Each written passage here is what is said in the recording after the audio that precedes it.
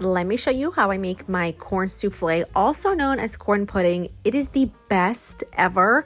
And I cannot fathom the idea of Thanksgiving or even anytime I make ham and not serve this alongside. It's my sister's favorite side dish of all time. And it literally takes 5 minutes. It's a dump and go recipe that is incredible.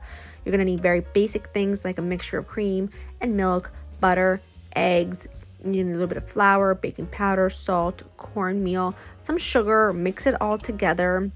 And then what you do is you are going to sort of whisk it until it's really nice and smooth. And then you're going to come in here and you're going to add some cream style corn, just regular canned cream style corn along with whole corn kernels. And that is what's going to give you that delicious flavor and texture, and it's just absolutely divine. And it's going to look very liquidy, and it is, because this is not a cornbread. This is really a mix between a pudding and a souffle, and it is just magical. You just have to trust me when I tell you it is the best ever.